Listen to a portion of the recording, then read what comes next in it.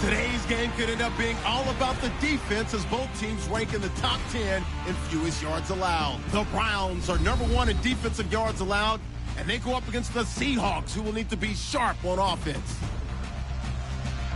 With that, let's get up to Cleveland. We're standing by our Brandon Guyton and Charles Davis. We are just a stone's throw away from the Rock and Roll Hall of Fame as we get set for football at First Energy Stadium in Cleveland, Ohio. Tonight we polish off Week 10 with a good Monday night matchup between the Seattle Seahawks and the Cleveland Browns. Hi again, everyone. With Charles Davis, I'm Brandon Guyton. And Charles, we look at this Browns ball club. They come in playing pretty good football. Winners of 4 of their last 6 games.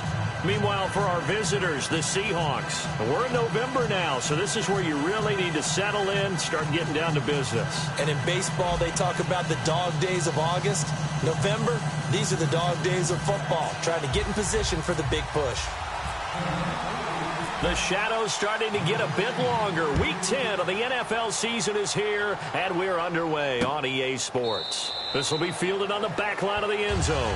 And no run back here. This will be a touchback, and it comes out to the 25-yard line. So out come the Seahawks now for their first possession. They're led onto the field by their quarterback, a man who's made quite the name for himself in the NFL, and that's Russell Wilson. And when I think of Russell Wilson, I think not just of the big plays that he's made, and those are considerable, but when they were made.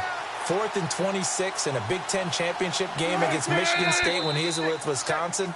A big completion helped lead his team to a victory. A big 4th down throw for a touchdown in an NFC championship game against the San Francisco 49ers. When the chips are down, this guy plays at a big level.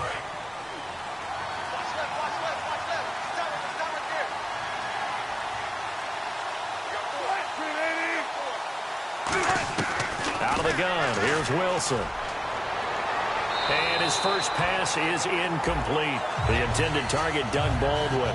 And it's 2nd down. Our chance to show you the offense here, Tyler Lockett. Charles, your thoughts? Loved him coming out of Kansas State. The 3rd Lockett that played there after his father and his uncle. An absolute true threat every time he touches the ball to take it to the house.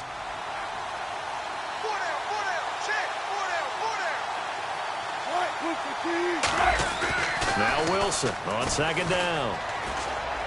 Drops it underneath for Rawls. And he'll go down just shy of the 25 at the 24-yard line.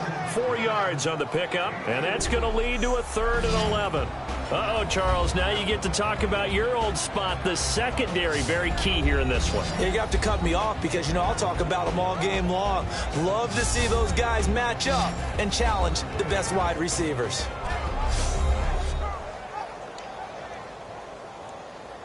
Little trouble thus far on their opening drive as they come up on a 3rd and 11.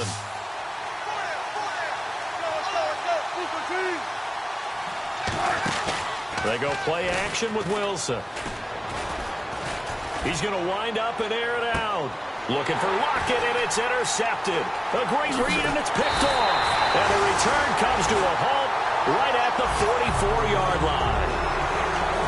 They told us repeatedly earlier in the week in our meetings, we need some plays from our defense here on the road early. They got one. And don't think they were above all week long pointing out to their defense that the other defense is rated higher than them. You going to let that happen, guys? Is that how we're going to play? And they responded to the challenge. Give them a couple on the catch. It's 2nd and 8. Got to give credit where it's due. Really nice defense on that play. The pitch and catch was successful, but not any run after it.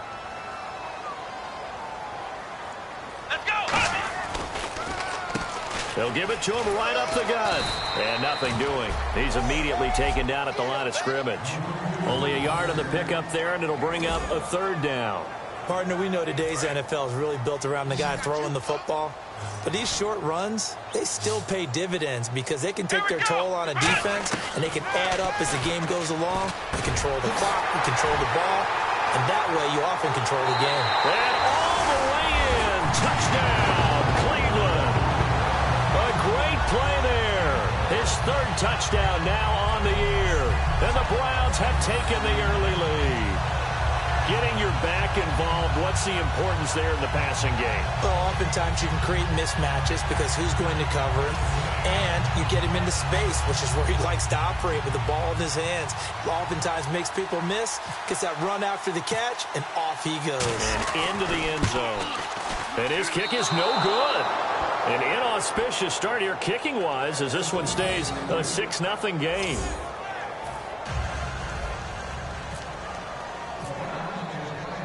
Out is the kickoff unit as they run up and send this one away. This is taken about 7 yards deep. And no run back here. This will be a touchback, and it comes out to the 25-yard line. And Seattle now ready to march out of the field. And following the interception, we'll see what they can put together on this drive. I can hear my old college coach right now. He always used to tell us before every game, the team making the fewest mistakes will win. What they're hoping is that last mistake is their only one of the game. Coaches, that's all they talk about, turnovers, right? Minimizing those and maximizing opportunities. Second down following the run. First play of the drive, let's give credit all around. Excellent blocking, but the guy carrying the ball, he was the finisher. A really nice run. They go again with Rawls. Not much there, maybe a couple up to the 35. It's really simple to say that they know their identity, that they are a passing team. But one of the reasons that they're so successful, they know how to mix in the run and make sure that they keep the defense off balance and not able to just simply say, let's go get the quarterback and disrupt things. It looks like a nickel set now for the Browns on third down. They run with a power back, Rawls. And he will lose yardage back to the 34-yard line. A loss of a yard, and it brings up fourth. So third and inches, trying to pick it up the middle. He had nowhere to go, tackled for a loss. And you know how we talk about double A-gap pressure, meaning linebackers going in the gap between the center and the guard on either side?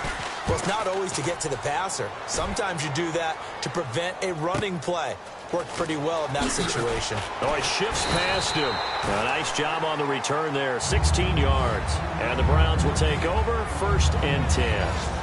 And the first snaps today forthcoming for a relative young buck in the league. Still some stuff to prove.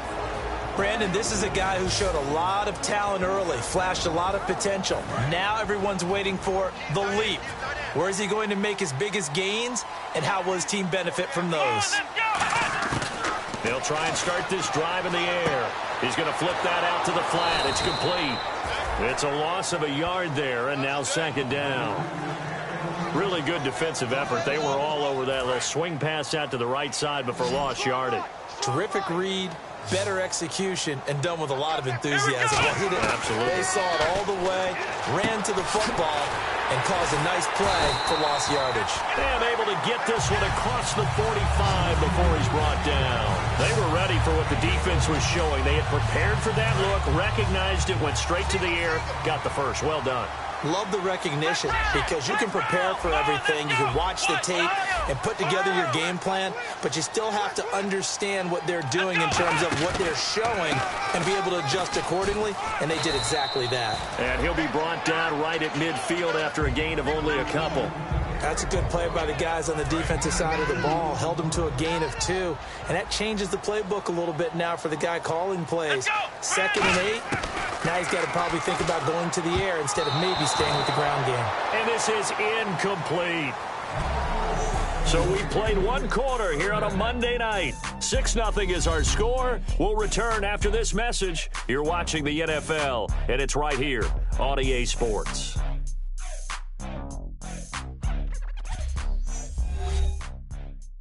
This presentation of the NFL on EA Sports is brought to you by Snickers. You're off your game when you're hungry. Snickers satisfies. Back with Charles Davis. I'm Brandon Gaudin. The Browns with a football to begin quarter number 2.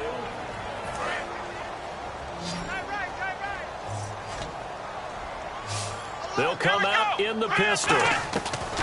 From the midfield strike, they'll look to throw. And that is incomplete.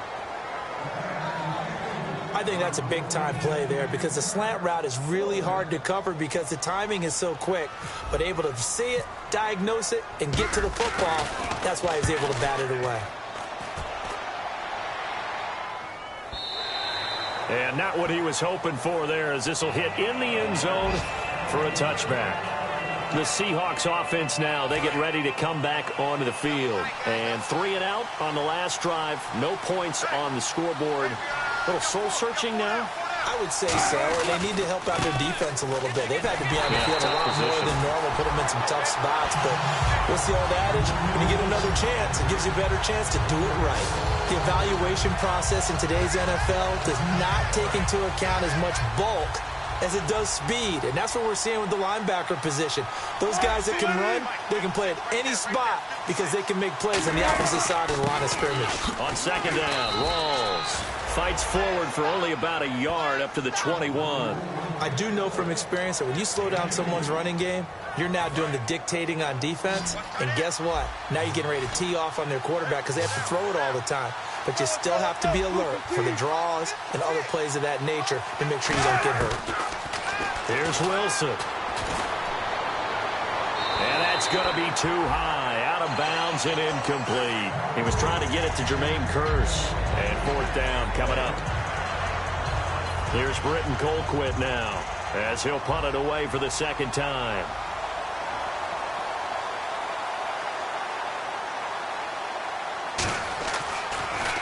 His first punt, 48 yards. This one looks equally as good.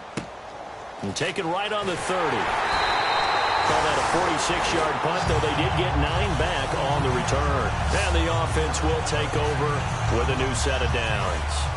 And the Browns getting set to go. And a tight game after punting last time. See if they can get something going on this drive.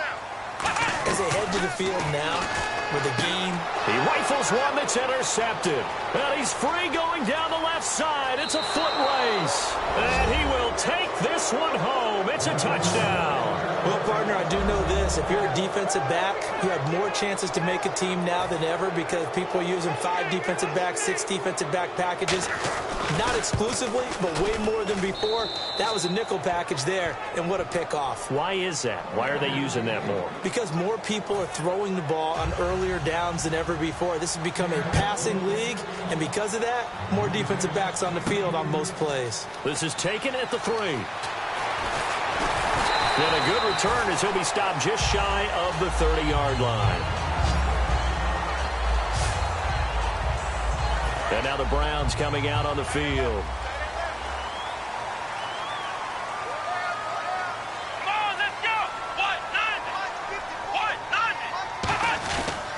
And he'll give it here to his running back.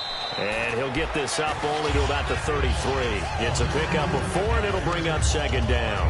Not a run that you're going to write home about, but still a good first down run. That's what an offense calls staying on schedule. 3 to 4 yards on first down, you're set up very well for the rest of the drive.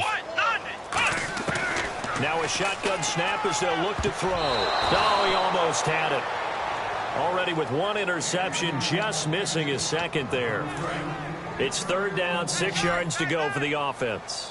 The name of the game, as always on defense, put pressure on the quarterback. And that's exactly what they've done today. It looks like they've got him a little bit rattled. That would have been the 2nd interception in the first half. So it looks like the offense isn't going anywhere. They're going to go for it on 4th and 7. They're indeed going for it as they look to throw. And he fires one that's intercepted. Room here to run.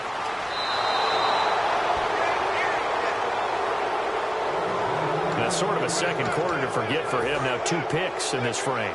Almost as if the first one that he threw, he couldn't shake, couldn't get it out of his head. He ends up throwing a second one as a result. Compounds the mistake a little bit. Yeah, you got to be able to forget, compartmentalize, whatever you want to call it, and move on. He hasn't been able to do so here in the second. That's going to go as a loss of a yard, and it'll be second down.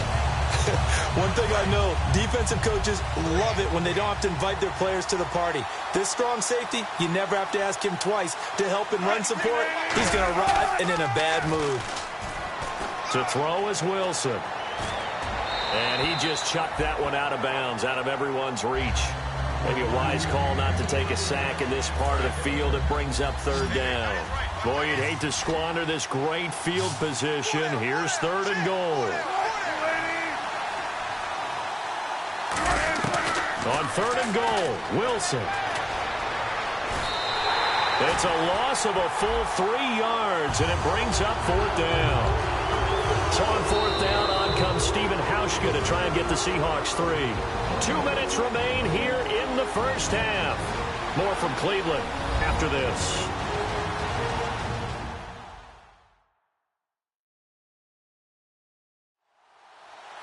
A reminder that coming up in 2 minutes, we'll check in with Larry Ridley in Orlando with highlights and analysis of this first half of play. And I'm going to check in with a heater. I'm going to be right there with you, partner.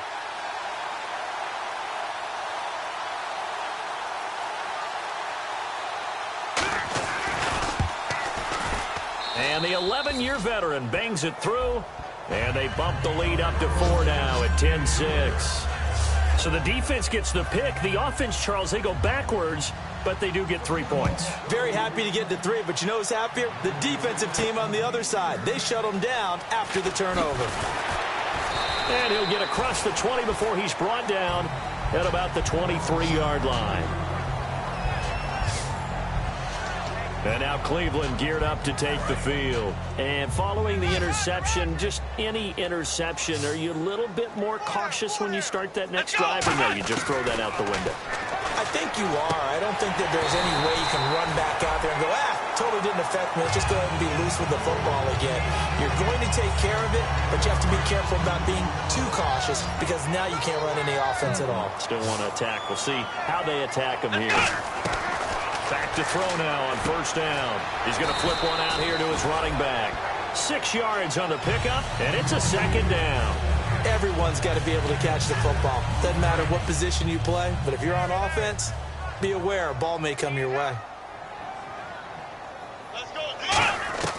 Out of the gun, they'll look to throw. And incomplete there. A nice hit. Jars the ball free and brings up third down. One of the best routes, one of the favorite routes of any play caller. He just ran that one. Nice little angle route. That's supposed to be a catch, and usually it is in running back drop. Yeah, I mean, he's a running back, but he's got hands. He should have caught it. And he comes back with one complete. And able to pick up the first across midfield to the 47. And fits the exact right word. Over the middle, there's almost always traffic, so anytime you're a receiver in that area, you're not just focused on catching the football.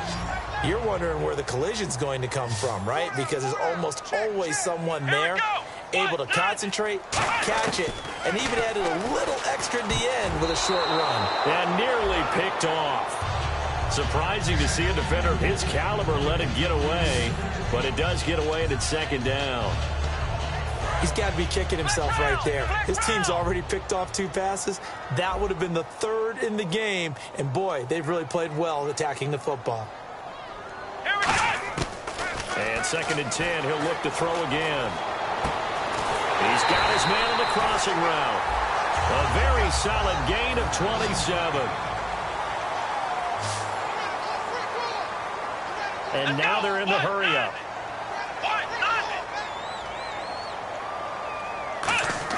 Inside the red zone here. They'll look to throw. Going right side here, and that's complete. It's a really nice 15-yard pickup, and now it's first and goal. Now hold everything here. We're going to get a timeout by the offense. It's just their first, so they'll have 2 remaining here before we get to halftime.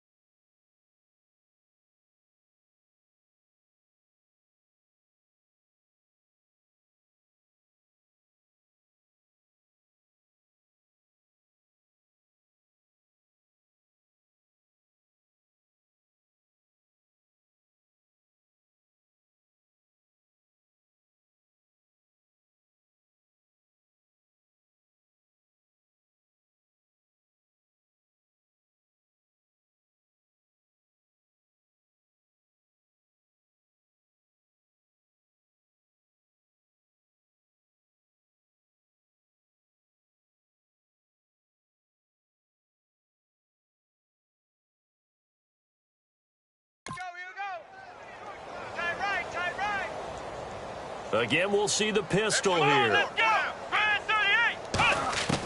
They'll stick with the passing game as he looks to throw. That's caught at the 1. It's a gain of 5 on the play, and that'll make it 2nd and goal. Now whistles come in. We're going to get a timeout here by the offense.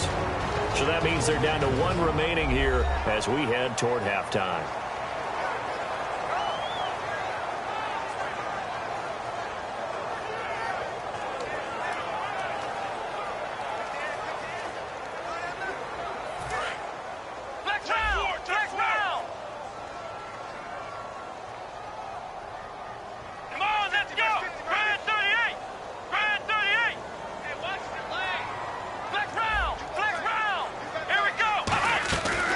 Again, he'll drop to throw.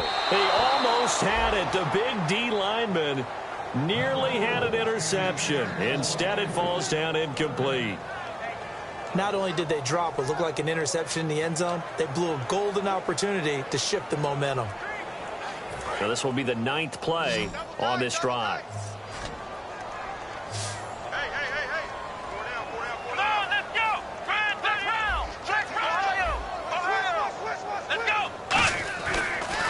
To throw, and that's going to be caught for a Browns touchdown. Their dangerous wide receiver in the final seconds of the first half. And once again, the Browns are back in front. That's one of the better examples of clock management I've seen. Whittled it all the way down just about and still put the ball in the end zone. Yeah, just a methodical drive and something really to take into the lockers here.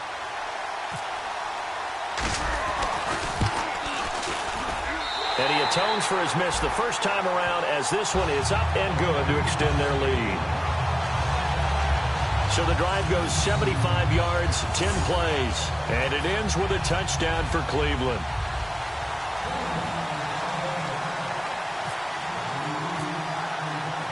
The kickoff unit is out on the field, and they will send this one away. That'll be taken in the end zone. And not wanting to risk anything here late in the half, he'll just take a knee, and they'll bring the football out to the 25.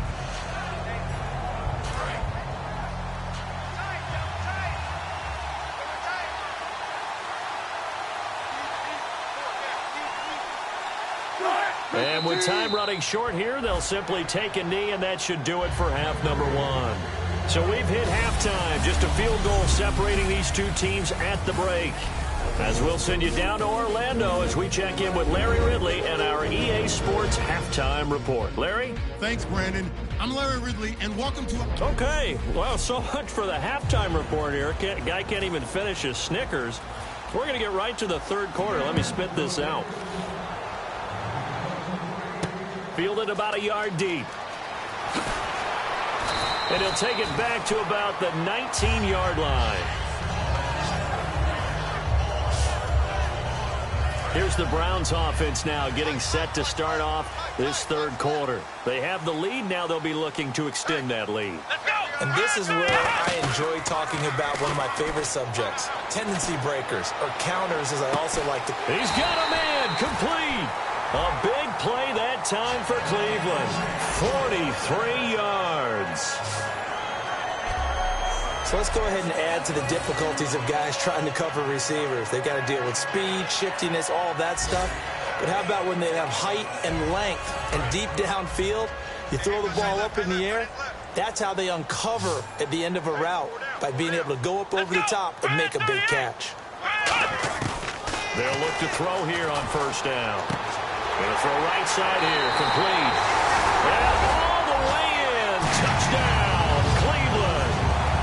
Their dangerous wide receiver with his second TD of the game, his 6th on the year. And the Browns add on to their lead. In order to lead in a game, you're going to get plenty of contributors, but that's his second touchdown catch of this game. He's one of the key guys in this one. And you better believe he'll be looking for the hat trick here as this one continues to go. And his kick is good. Hardly any time taken off the clock there. 2 plays, and they find the end zone for 6 points. The Browns kicking team out there now as they'll send this one away. Tyler Lockett now with a return. And they're going to start this drive in pretty good shape as they get it up past the 30.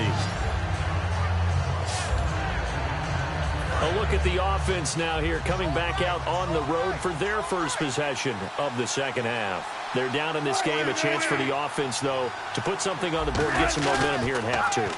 Try and get things kick-started for them. And you know at the half, they discussed how they were going to get that done. This is where scripting comes into play a lot of the time. How many plays do you script coming out of the second half? Most of the time in the first half, you're scripting 12 to 16. I think in the second half, you're really scripting more like 8 to 10. Kind of a starter or an opener, whatever terminology they use. Just something to get you off to a quick start.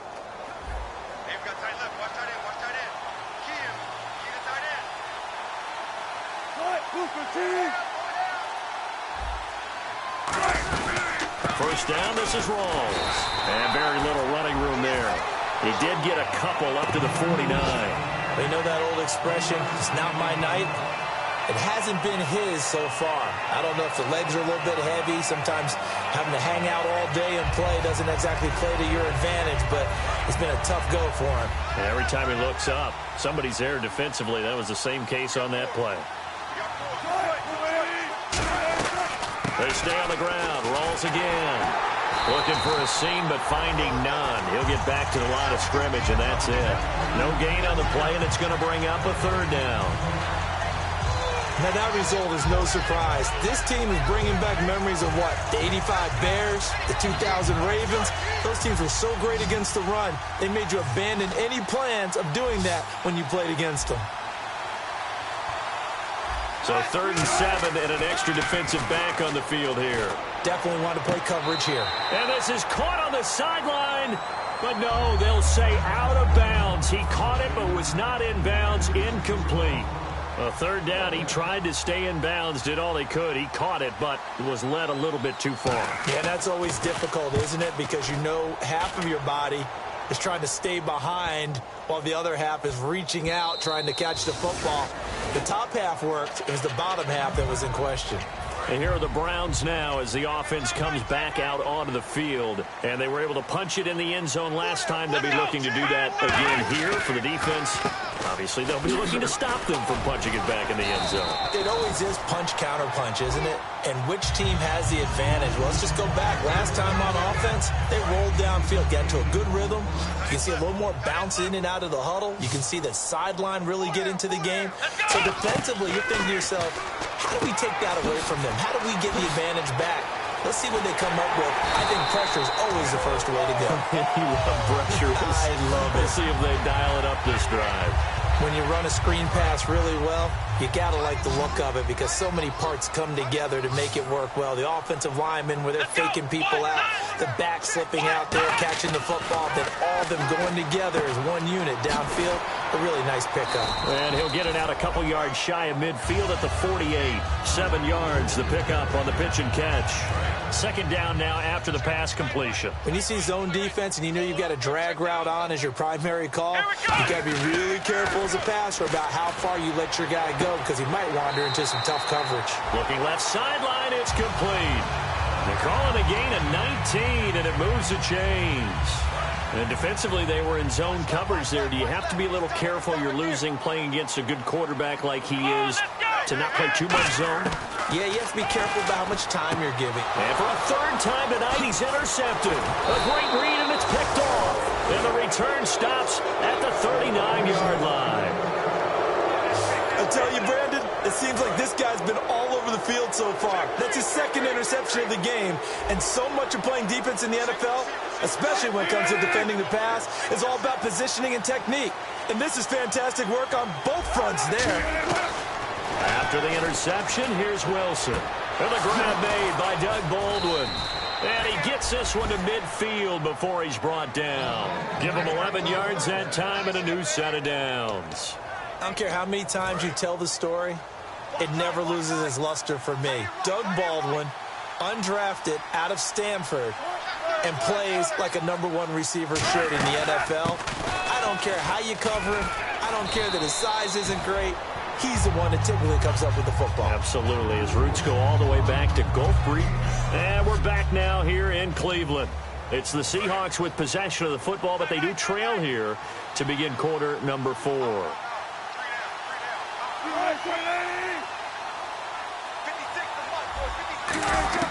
Now Wilson on second down. And seeing nowhere to throw, he chucks this one away from harm. Incomplete. Now it's third down. So 3rd and 5, 3rd and medium here.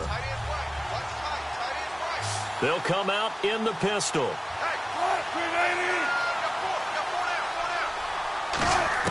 From the gun on third down, Wilson. He rifles one that's intercepted. A great read, and it's picked off. And he's able to bring it up 5 yards shy of midfield to the 45-yard line.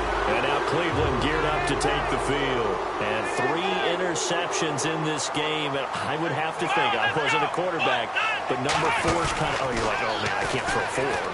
No. And intercepted. Maybe the turning point they need. Picked off by the Pro Bowl safety Cam Chancellor. And his guys are going to get the football at their own 47-yard line. And Seattle now ready to march out of the field. That is the play they needed in a 2-score game here in the 4th quarter. No doubt about it. They did what they had to do to give themselves a chance to get back into the game. They turned it over to the offense. They are now in charge. Now they need to execute. He got 29 yards that time.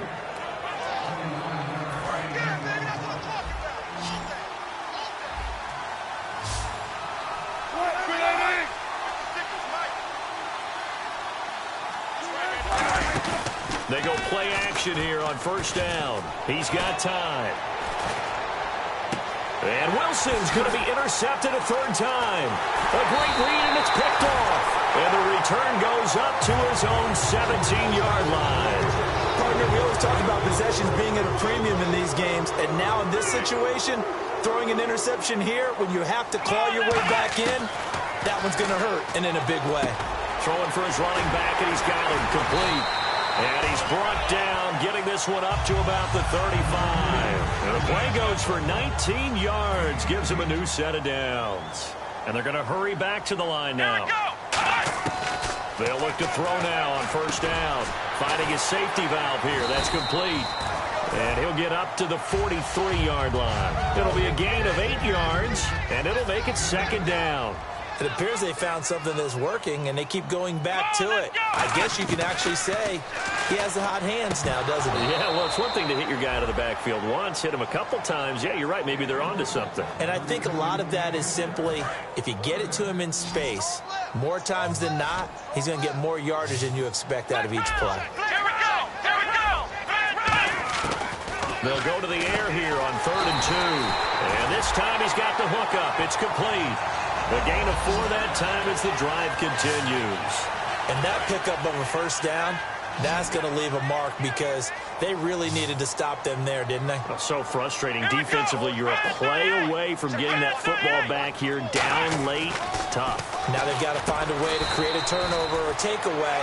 Otherwise, this one will probably get away from them. It's a gain of 5, and that'll make it a second down. 5 yards left for the offense. It's second down.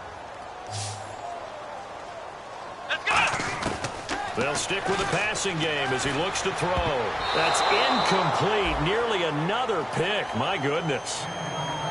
While an incomplete pass certainly doesn't look like a good play, for the guy throwing it today, as many interceptions he's thrown, he's got to feel a sigh of relief that the ball actually hit the ground and didn't go in the other direction. They'll run it now out of the gun. And he's taken down at the 43, but not before picking up the first. And 5 yards on the play there as the drive will continue. On third down, that's a good job of situational football and understanding where the first down marker was and getting there. Let's go! Now a handoff here to his running back. And this time not as successful as he'll get back to the line of scrimmage and no more.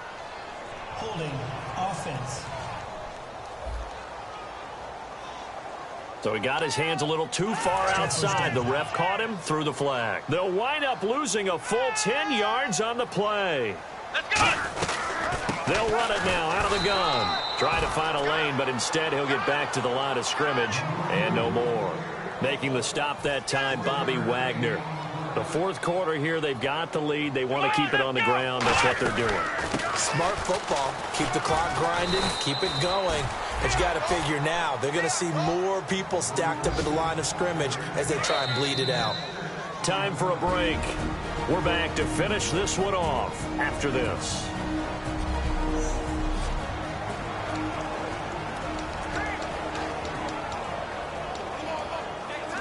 So the Browns in possession of the football here as we get you reset. They've got a third down now as they look for one more first down to help salt this one away. And with a 3rd and 13 here, the defense in a dime look. And incomplete. The contact made the ball roam free and brings up 4th down. Here's Spencer Lanning now. On for his second punt. He'd take a repeat of his first. He gets this one away, and boy, it's another boomer. Had a bit of a mistake there. This is well into the end zone for a touchback. The Seahawks offense now, they get set to go back to work. And with 3 interceptions thrown already, we'll see. Do they rely more on the ground game here? They may have to change things offensively to try and settle things down, not just for the guy throwing the ball. And the Browns pressure gets to him that time, and he's going to go down. It'll be a loss of 7 on the sack, and it brings up 2nd. And quickly, they get to the line. Wilson to throw. And this is intercepted, and that should do it. A great read, and it's picked off. And they're going to be set up in the red zone right around the 17-yard line. Obviously disappointing, but you had to go for broke here, down 2 scores. So that forced you to make some throws you definitely wouldn't want to make. And I think this interception is going to pretty much write an end to this one. And to give this time to the tailback. Now the Seahawks are going to take a timeout here on defense. It's just their first. They've got 2 more to use here in the final stages.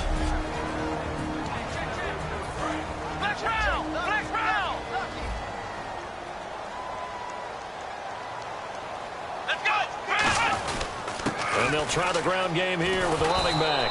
And now the Seahawks are going to call another timeout. That'll be their second, so one more chance to stop the clock here. And we'll be back.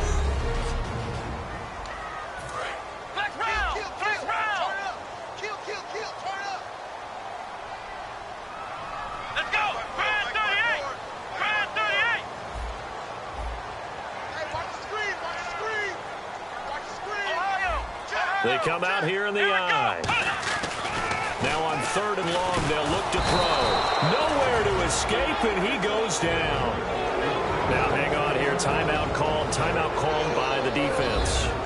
It'll be their 3rd and final timeout, so as they talk things over, we'll step aside. So on 4th down, out trots the kicker in a big spot here. And this will be a 45-yard attempt. I don't think this will even, nope, it doesn't even get there. Well short, and this score will stay right where it is. So with that miss, Charles, you have to figure their fate. It might be sealed. Yeah, you needed 2 scores. So you take the field goal first and then worry about getting the ball back. But that may not matter now. Trying to shake off the interception. And this is intercepted. And that should do it. A great read, and it's picked off. And his guys are going to take over at the 31-yard line. The interception woes, they just continue to mount. He's thrown 5 picks. At this point, you got to be thinking, is it something between the ears? I think a confidence hit does occur once you start getting those numbers up there a little bit. But as you and I both know, it's not always just one guy's fault. Maybe somebody ran a wrong pattern. Maybe some balls were tipped. It could be so many different things. Bottom line, though, it comes back to the guy throwing them.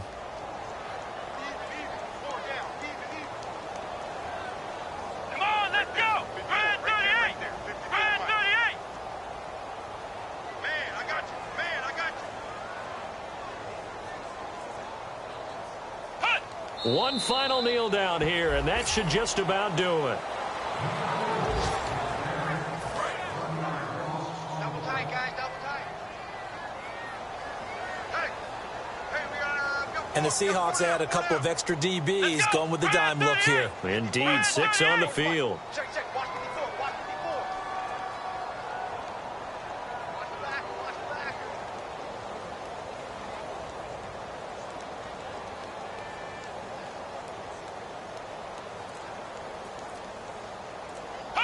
Down to a knee one more time, and that should just about do it. Well, Charles, the forecast called for rain throughout the entire game, and we got rain throughout the entire game. But these two teams, they had fun getting dirty out there. They love the slop. Did you trust the forecast ahead of time? Are you one of those guys that's skeptical about it, or did you trust it? But when I saw just a big blob of green on the radar, I said, okay, let's trust. Yeah, and that's why I'm glad you took my advice. Got your notes laminated, because, you know, open-air booth, that rain can affect us as well, although not as much as the guys on the field. But let's face it, it's kind of fun to watch these types of games, isn't it? It is. By the way, how impressive is it that you travel with a laminator? I didn't even know there was a portable laminator. The things that you learn. Golly, wise beyond his years. So for the Browns, the win will move them to 7-2 now on the year. And they will hit the road next week to take on the Tennessee Titans. Meanwhile, for Seattle, they suffer their 4th loss so far. And they'll try to rebound next week as they head to Glendale to take on the Cardinals. So that'll just about do it for Charles Davis. I'm Brady.